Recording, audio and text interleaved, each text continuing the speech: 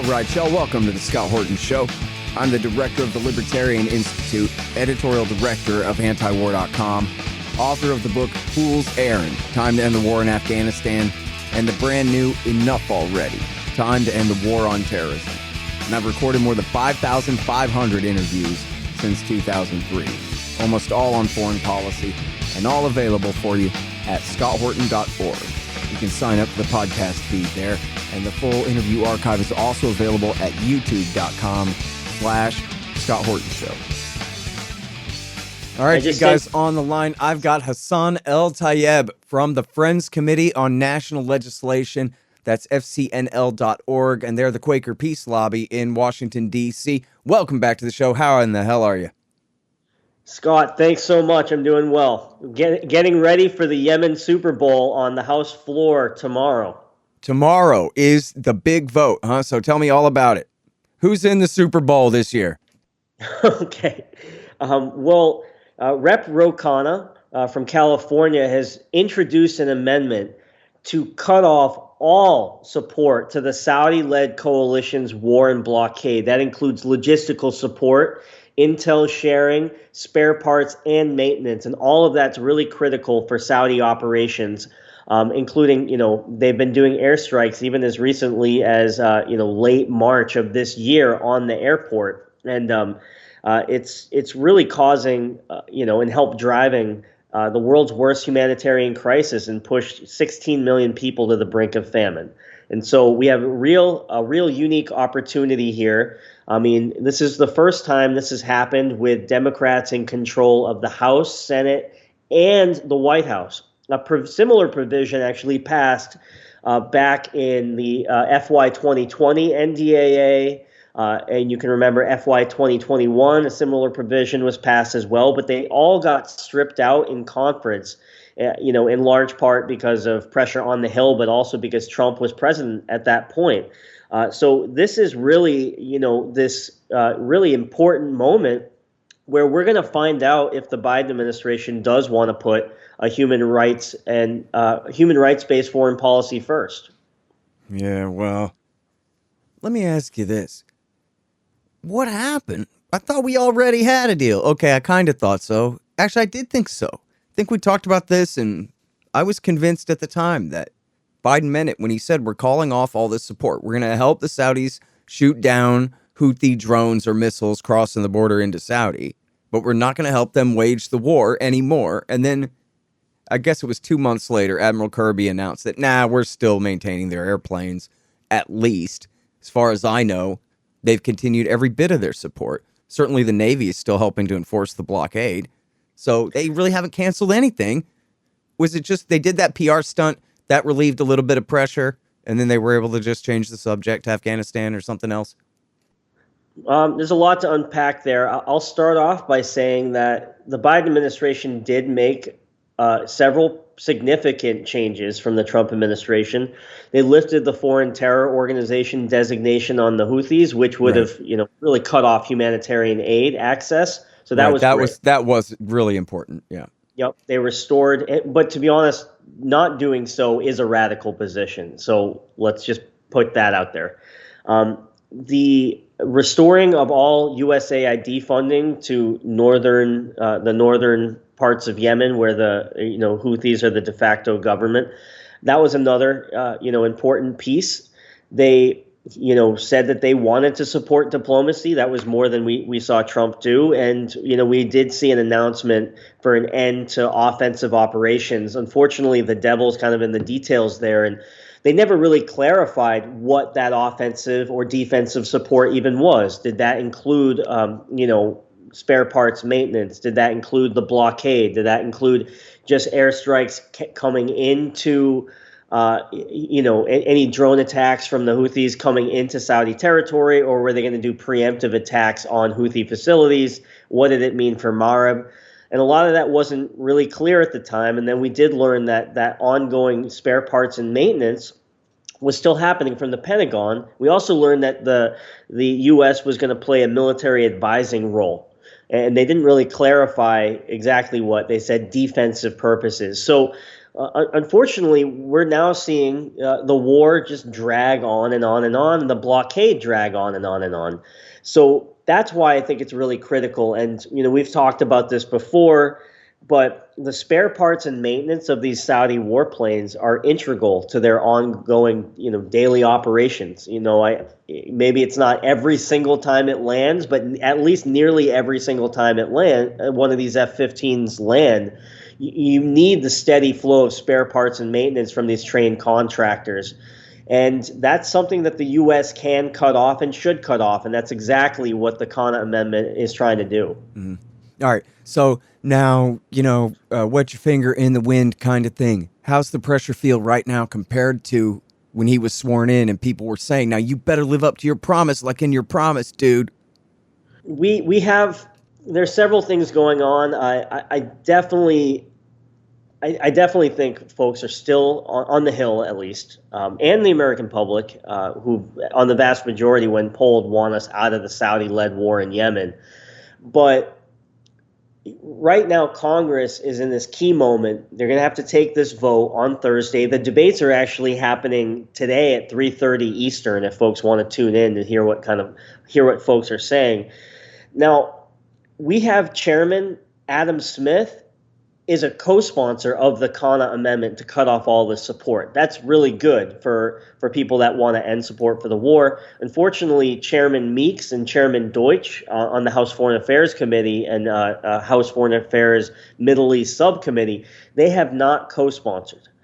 They actually put forward their own amendment, which on Yemen, they put forward several, but one on Yemen, that also claims that they want to, address the crisis in Yemen. Unfortunately, that amendment is significantly weaker than the Khanna provision, and it's really hard to see how any of that would be enforceable. So, we're concerned that may drain support on the floor of the House. People might say, well, we don't want to go all the way. Let's just support the Meeks Amendment.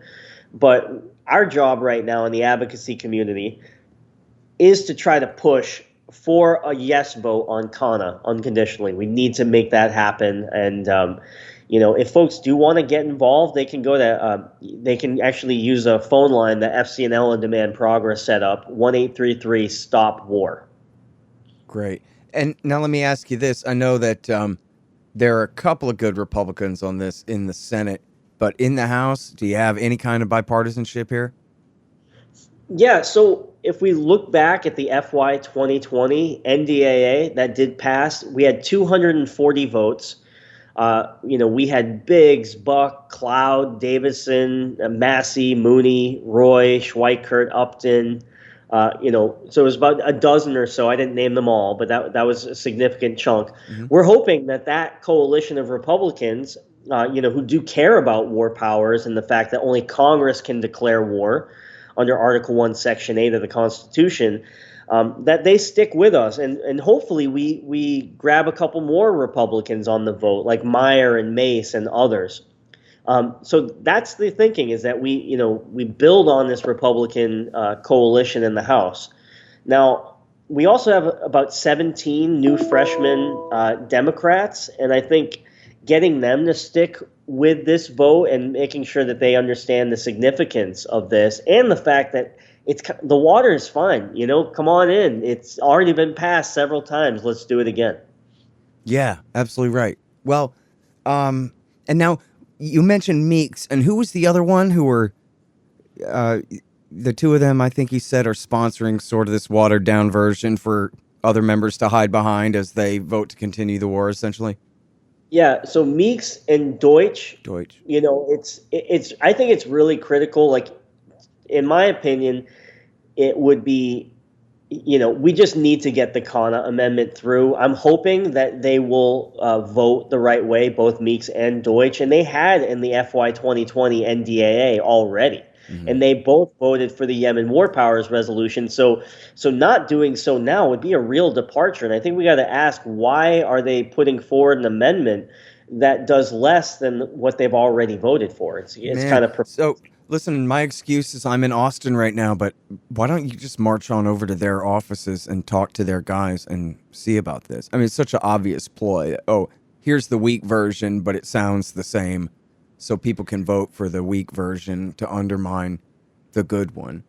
But Yeah. like if we got, I don't know, everybody who listened to this show to all call Meeks and Deutsch's office and send them emails and send them telegrams if people still do that. I know those pile up in real space time and that kind of matters some. Yeah. But if the phone is ringing off the hook and people are saying, hey, listen, man, we don't want this watered down thing. We're looking for the, we demand you support this Khanna amendment or whatever. I mean, that might move the thing. And if you and your buddies go show up knocking on the door at the office and saying, hey, what is this? You guys were great on this last year. Don't make us stop loving you. Then that might help. Scott, I think that's exactly what we need right now. This is an all hands on deck moment for people out there that do care about constitutional war authority and the fact that, no, we should not have the executive branch running over Congress and the American people every time they want to support an unauthorized war. There's something we can do about it. And I think this is, and if we can't win on Yemen, the world's worst humanitarian crisis, what can we win on, right? So Yeah. I think that's critical. That 1833 stop war number I mentioned actually connects you first to your representative, asking them to vote yes, and then it patches you into Meeks. So that's a great tool for people to use. Obviously, you could probably find the emails online or through their personal house websites, but that call tool I think is really helpful if folks do want to take a moment today and try to make a difference on Yemen. Yeah, absolutely. Hey, y'all, check out our great stuff at libertarianinstitute.org/books. First of all, we've published No Quarter, The Ravings of William Norman Grigg, our institute's late and great co-founder. He was the very best one of us. Our whole movement, I mean. And no quarter will leave his mark on you, no question. Which brings us to the works of our other co-founder, the legendary libertarian thinker and writer Sheldon Richman. We've published 2 collections of his great essays, Coming to Palestine and What Social Animals Owe to Each Other. Both are instant classics. I'm proud to say that Coming to Palestine is surely the definitive libertarian take on Israel's occupation of the Palestinians, and Social Animals certainly ranks with the very best writings on libertarian ethics, economics, and everything else. You'll absolutely love it. Then there's me. I've written 2 books, Fool's Errand, Time to End the War in Afghanistan, and Enough Already, Time to End the War on Terrorism. And I've also published a collection of the transcripts of all of my interviews of the heroic Dr. Ron Paul, 29 of them, plus a speech by me about how much I love the guy. It's called The Great Ron Paul. You can find all of these at libertarianinstitute.org/books. Man, I'm sorry, I wish I had an idea, but I know what we need here is a stunt. We need somebody with an important name to get on cable news this afternoon. Or we need, I don't know, some movie star to put out a viral tweet. Maybe that big boobs rapper lady could say something about it or something. We need something to move the needle here right now when it really matters. I agree, and I know a lot of your listeners are actually in the LA area. That's where all the Hollywood stars are. I'm hoping one of them can help us. Yeah, well, problem is this show isn't going to air on LA radio until Sunday. And so that's not going to cut it this week. And you know what? I don't even really know anybody at my own radio station out there to put you in touch with. It's all good. You know what? I guess I sort of kind of do. I'll see I'll try to think of something after we're done here. Yeah.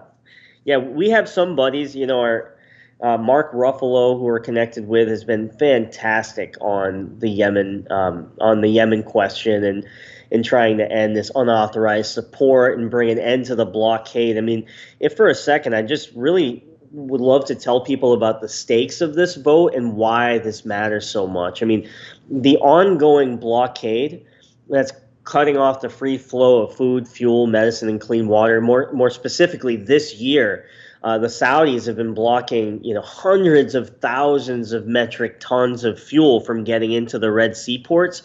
And that fuel is critical for transporting food, for powering hospitals. And when you've got the world's worst, one of the world's worst hunger crises, you've got, cholera, you've got COVID, you've got children suffering from severe acute malnutrition. You need those hospitals online. You need those, you need food to get into the mouths of, millions of Yemeni kids.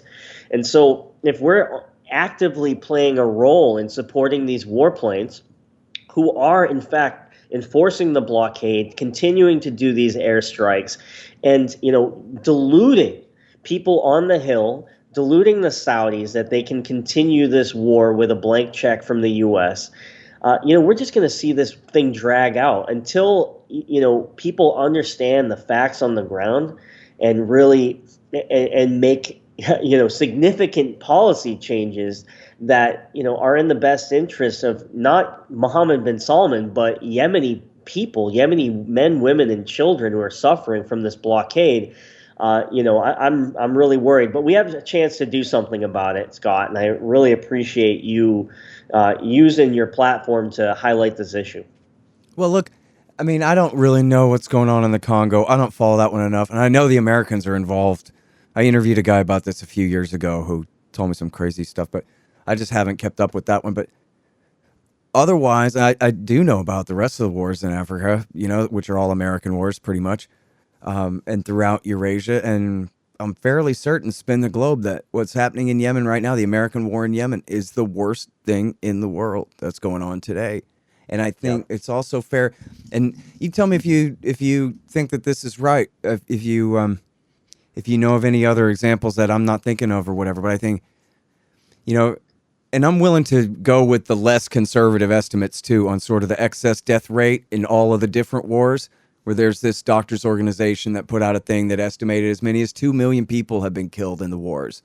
Not obviously directly by U.S. airstrikes, but in the various civil wars and all the rest. But that includes Iraq and Syria and Yemen and Somalia and Libya, Afghanistan, Pakistan, the whole 20 years of war here. And I'll buy that. I think it's probably 1 million just from Iraq War II, right around there. And so Yeah. I'll buy that. But at the same time, I'm going somewhere with this. I really don't think that they have had ever since Iraq War I, I don't think this whole time in this century, that they've had a policy of deliberately destroying the civilian infrastructure, the water, the sewage, the electricity, the markets, trying to really destroy the civilian population. It's all happened anyway. They call it collateral damage, and they don't give a damn. So I'm not apologizing for them. But I think this one is unique in the 20 years of war, where they go, oh, no, we're leading from behind. It's the Saudi war. It's somebody else's war. We're just helping a little. But in fact, America's the superpower, and Saudi is the client state. And they have a policy of deliberately bombing the farms and the markets and the fishermen and the grain silos and the rest of it. You've all heard me go through this 100 times. Martha Mundy has that great study about how they target all the farms and food infrastructure. They build a cholera hospital because we give them cholera, and then they bomb the cholera hospital. I mean, look, if Iran or Russia or China were in the middle of doing this right now in outer Mongolia or in, Azerbaijan, or just make up a thing, this would be the worst thing, absolutely, the top headline in every paper, on every cable TV news show. This is the greatest emergency on the planet Earth. The fact that nobody gives a damn about it or talks about it doesn't make that not so. And I don't know of anything that compares to it. Yeah, well said. It's tragic, and it's absolutely tragic that it's being done at all. But really tragic to know that our tax dollars make us complicit in the world's worst humanitarian crisis. And we got something to do. We have a lot of work to do. We've been, I've been on this show a number of times. We've been talking about this issue. And I call it the Yemen Super Bowl because the dynamics are different now with, there's kind of no excuse. The Biden administration already said that they support ending offensive operations. They want to bring this war to a close. Democrats have all taken this position. Will they follow through on the promise? That's the big question, and we're going to find out tomorrow around 4 o'clock Eastern. So, if folks do have the bandwidth and want to make a call, 1-833-STOP-WAR is a great way to make your voice heard. Let Chairman Meeks know that, we need to see the Khanna Amendment pass through. Absolutely. Thank you so much for all your great work on this. And again, everybody, the website is fcnl.org. And the phone number, again, is 833-STOP-WAR. We're going to put this out, today quickly, I hope, and have enough time to make a little bit of a difference. And you know what? Actually, let me ask you one more thing. I know you got to go, but, me and my audience, too, we're all a bunch of extremely jaded libertarians. And I certainly don't believe in democracy. And I have to tell you, I have a hard time believing that anybody on Capitol Hill gives a damn what me or my audience says if we call them and beg them nicely to do the right thing on a war. So can you convince me somehow that, no, it really does make a difference, man, or something? So you're asking a really important question that I think we should unpack over a couple beers at some point. But I've seen individuals make massive amounts of change on Capitol Hill and in surprising ways that you might not expect. So the passage of the first Yemen War Powers resolution in 2018, a lot of people thought we were crazy. Why are you even trying to do this? There's no point. And right after that, we saw an end to mid-air refueling by the United States. So we stopped supporting the actual, fighter jets that Saudis were using in that particular way. And we got the sides to agree to the Hodeidah ceasefire. We forced more votes. We saw the UAE, get their troops out of Yemen. So we have made a difference with these votes. It's not everything. We haven't won the entire World Series. We haven't, or going back to my old metaphor, we haven't won the Yemen Super Bowl yet as far as ending U.S. complicity.